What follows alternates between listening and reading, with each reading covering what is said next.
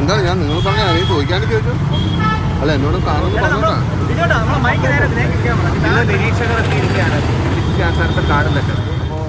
ആരാകണം മുഖ്യമന്ത്രി എന്നുള്ളതാണ് ചർച്ച. അല്ല ഞാൻ പറഞ്ഞു ഇതൊരു സെറ്റ് പ്രൊസീജിയറാണ്.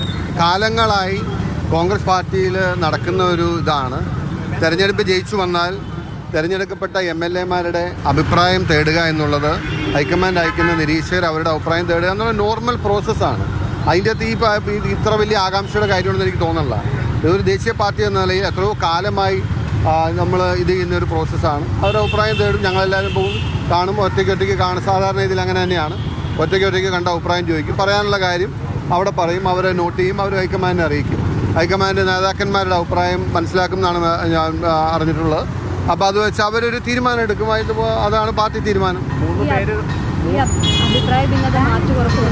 ഇത് അഭിപ്രായ ഭിന്നത എന്ന നിലയിൽ നിങ്ങളത് എൻ്റെ ഒരു വിനീതമായ അഭ്യർത്ഥന, അത് ഞങ്ങളൊരു 10 വർഷങ്ങൾക്ക് ശേഷം ഈ ജയം എന്ന് പറയുന്നത് നിങ്ങളൊരു കാര്യം മനസ്സിലാക്കണം.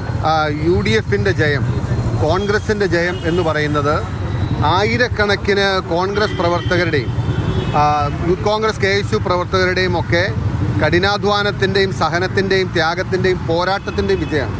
പാർട്ടി 10 വർഷങ്ങൾക്ക് ശേഷം, മുന്നണി 10 വർഷങ്ങൾക്ക് ശേഷം ജയിച്ചു വന്ന ഒരു തെരഞ്ഞെടുപ്പാണ്.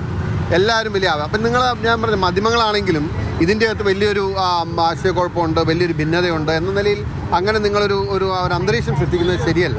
കാരണം സ്വാഭാവികമായിട്ടും അഭിപ്രായങ്ങൾ ഇപ്പോൾ ഞാൻ പറഞ്ഞ MLA-മാരെല്ലാവരും 63 പേരും ഒരേ അഭിപ്രായം പറഞ്ഞോളുന്നില്ല. 63 പേർക്ക് ഒരേ അഭിപ്രായം ആയിക്കൊള്ളുന്നില്ല. ഒരു പാർട്ടിയാണ്, ഞങ്ങളുടെ ജനാധിപത്യ പാർട്ടിയാണ്. ഇപ്പോൾ BJP-യിൽ നടക്കും പോലെ ഒരു കടലാസ് തുണ്ട് കുറിച്ചുകൊണ്ടെന്ന് ആരെങ്കിലും പറയുമ്പോൾ കേൾക്കുമല്ല. CPM പറയുന്നത് പോലെ പിണറായി വിജയന് തിരുവായ്ക്ക് എതിർവായി ഇല്ല എന്ന് പറഞ്ഞൊരു അവസ്ഥയല്ല ഉള്ളത്. പക്ഷേ സ്വാഭാവികമായിട്ട് അഭിപ്രായങ്ങളുണ്ടാവും. അഭിപ്രായം പറയാനുള്ള അവസരം ഇപ്പോൾ ഉണ്ടല്ലോ. അതായത് എല്ലാവർക്കും കഴിഞ്ഞ ദിവസം സതീശൻ കൊച്ചിയിൽ MLA-മാരെ കാണുന്ന സാഹചര്യമുണ്ട്. ഈ പിന്തുണ ഉറപ്പാക്കാനാണോ? അല്ലെന്ന് ഞാനും സതീശേട്ടനെ കണ്ടു, ഞാനും നേതാക്കന്മാരെ കണ്ടു, ഞാൻ രമേശിയെ കണ്ടു, ഞാൻ KC വേണം. അതിൻ്റെ അർത്ഥം പിന്തുണ ഉറപ്പാക്കാനാണ്? അങ്ങനെയില്ല. ഞങ്ങളുടെ നേതാക്കന്മാരല്ലേ. ഞാൻ ഡൽഹിയിൽ പോയി KC വേണമാലിനെ കണ്ടത് വലിയ ഞങ്ങളുടെ പാർട്ടിക്ക് ഞങ്ങളുടെ നേതാക്കന്മാർ ഞങ്ങളുടെ MLA-മാർക്ക് കാണണ്ടേ? അത് കാണുന്ന പോലും വലിയ തെറ്റായിട്ട് നിങ്ങൾ പറഞ്ഞതിന്.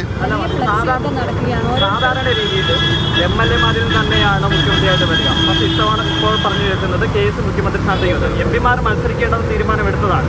അല്ലെന്നേ ഞാൻ പറയുന്നത്, നിങ്ങൾ പറഞ്ഞ സാധാരണഗതിയിൽ നിന്നല്ല. സാധാരണഗതി ഒരു ഗതിയുള്ളൂ, പാർട്ടി തീരുമാനിക്കുന്ന ആൾ മുഖ്യമന്ത്രിയോ. അതാണ് സാധാരണഗതി.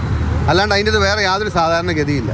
ഇത് ഞാൻ പറയട്ടെ, ഇത് ഒരു പാർട്ടിയുടെ ഒരു മാൻഡേറ്റ്, പാർട്ടിയുടെ ഒരു വിജയമല്ലേ. 10,000-കണക്കിന് പ്രവർത്തകരുടെ അധ്വാനത്തിൻ്റെ വിജയമല്ലേ. ഞാൻ പറയുന്നത് ഒരു ദിവസം കൊണ്ടുണ്ടായി വന്നല്ല. ഇതേതെങ്കിലും ഒരു സുപ്രഭാതത്തിൽ ആരെങ്കിലും ഒരു മാജിക് സ്റ്റിക്ക് വീശി ഉണ്ടാക്കിയതല്ല. 10 വർഷത്തെ കഠിനാധ്വാനമാണ്. എത്രയോ ഞങ്ങളുടെ പ്രവർത്തകർ അടികൊണ്ട് ചോരയൊഴുകി. എത്രയോ ഞങ്ങളുടെ പ്രവർത്തകർ ജയിലിൽ പോയി. അവരുടെയൊക്കെ വേദനയും വിഷമവും സഹനവും ത്യാഗവും ചെറുതാണോ ഈ പാർട്ടിക്കകത്ത്? ഞാനൊക്കെ MLA കുപ്പായിട്ട് MLA ആയി ഇങ്ങനെ നിൽക്കുകയാണ്. 1000-കണക്കിന് 10,000-കണക്കിന് ഈ പാർട്ടി കൊണ്ട് ഒന്നും കിട്ടാത്ത പ്രവർത്തകരുടെ അധ്വാനവും വേർപ്പും ചോരയുണ്ട് ഇതിൻ്റെ അകത്ത്. അവരെ സംരക്ഷിക്കുന്ന പാർട്ടിയാണിത്. അതുകൊണ്ട് ഞാൻ പറയുന്നു, ദയവ് ചെയ്ത് നിങ്ങൾ കോൺഗ്രസിനെ പ്രതിസന്ധിയിലാക്കരുത്. ഈ പാർട്ടിക്ക് ഒരു ദേശീയ പാർട്ടിയാണ്. ഒരുപാട് മുഖ്യമന്ത്രിമാരെയും പ്രധാനമന്ത്രിമാരെയും തീരുമാനിച്ച പാർട്ടിയാണ്. ഈ പാർട്ടിക്കകത്ത് നീതിബോധത്തോടു കൂടിയുള്ളൊരു തീരുമാനം ഉണ്ടാകത്തുള്ളൂ. അതിനുള്ള ശേഷി നിലവിലെ നേതൃത്വത്തിനുണ്ട്. നിങ്ങൾ ദയവ് ചെയ്ത് ആ പ്രക്രിയ അവർക്ക് വിടണം. ഞാൻ നിങ്ങളെ കുറ്റം പറയുന്നതല്ല.